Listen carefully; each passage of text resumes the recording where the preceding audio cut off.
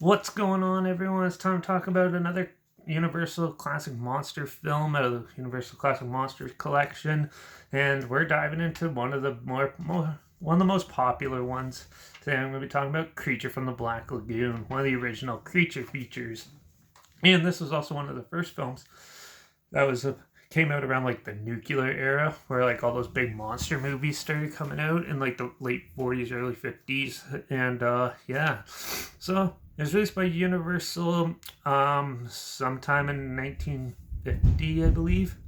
It was written by Harry Essex and Arthur Ross, produced by William Holland, and directed by Jack Arnold, who's also done Girls in the Night, It Came from Outer Space, The Glass Web, The Man from Bitter Ridge, and a whole pile of other films.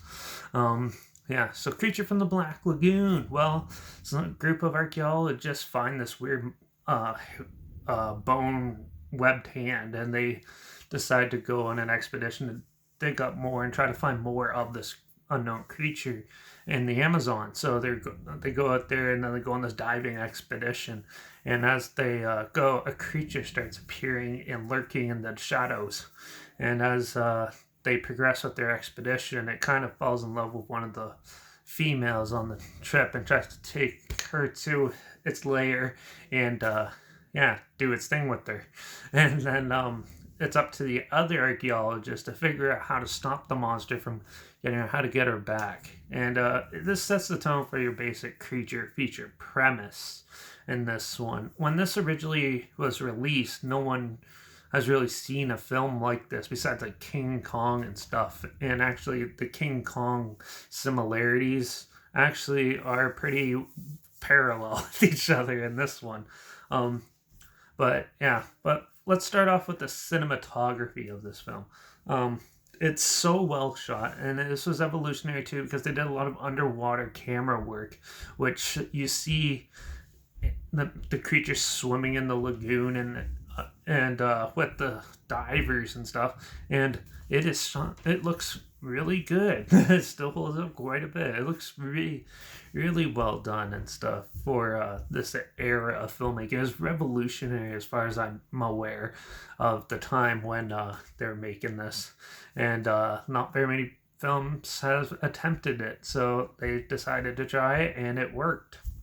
And also, this was shot for 3D too, so that would have been cool seeing this in 3D, having things pop out at you and stuff. This was before like they had your typical 3D, like every scene's like something that pokes into you like this, and the screen like that, like maybe when the hands up like so, and that would like stick out, but it didn't have like a lot of those cheesy angles and stuff that we find in like the 80s 3D movies, like Jaws 3D and stuff like that. And yeah, the acting is really well good in this film too. Everyone does a great job acting in it, and makes the characters very believable, lovable. There are some that get on your nerves, at time, but it's definitely a good one. And the special makeup effects for the creature in the suit looks, well, the face looks a little cheesy nowadays, but still, it's definitely, they haven't really been able to replicate a monster like that in a while. So it still holds up and still looks very unique and different nowadays.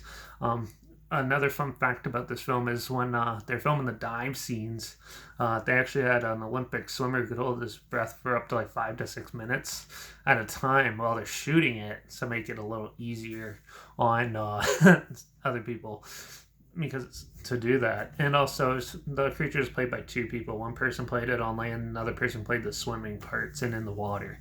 So just some neat, nice little facts to throw in there for you. But overall, I love this film. It definitely has a very similar storyline almost to King Kong, except this creature doesn't go and cause havoc in New York. This one just, it's basically man interrupts him in his natural habitat, and it's up to him to defend it, and he finds like a love interest in one of the girls and tries to do his thing, but the other archaeologists get in the way, and he's just defending his territory. But it's similar to that, just like King Kong, where King Kong finds the bride and wants to take her and have a nice safe place with her up on top of the Empire State Building, but then they shoot him down. So it's similar like that, where you have the creature has a love interest and stuff, which that you don't really see in movies nowadays either. Usually the creatures come and cause destruction, and everyone has to blow everything up. And so it was amusing seeing that too. Yeah, it's definitely a good one. It's been a while since I actually watched this film, and I loved this film when I was a kid, so it was really fun going back and watching it. And that I absolutely adore it, and there's no other rating to give it than a 5 out of 5. This is a bona fide classic for a reason.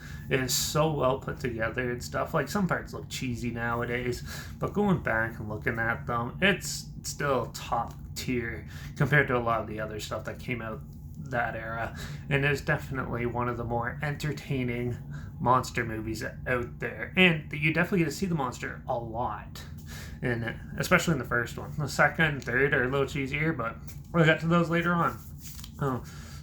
But yeah, for Creature from the Black Lagoon, I absolutely adore this movie. It's one of my favorite creature features of all time, and hands down definitely deserves the classic status. So yeah, like I said, I'm going to give this a 5 out of 5. There's a trail link down below if you want to relive it or see what I'm talking about. That's down below. Also linked down below is my Instagram, where I always post clips of films I'm going to review in the future on my story. I usually have the film title hashtag, the subgenre film, and the hashtag so you're aware of it. Also, my Letterbox is linked down below at Derek P Reviews. That's where I post my first star rating right after watching the film. So follow me on one of those two platforms to stay in the loop with this channel.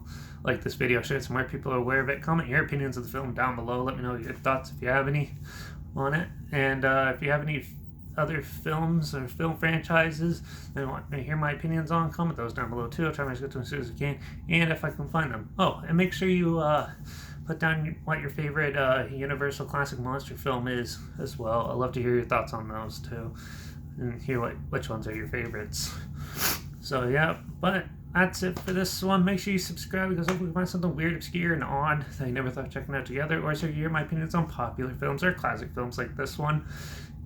Yeah, because apparently I have quite the diverse opinions on things like that. So yeah, make sure you subscribe, and don't forget to ring that bell, because the next one we're going back to the Invisible Man type stuff, but with another quirky side film called The Invisible Agent. So yeah, we'll be diving into that one next. So make sure you ring that bell, make sure you subscribe, and watch out for all those crazy creature looking men lurking in the Amazon. I guess I'll see you all in the next one. So until then, cheers.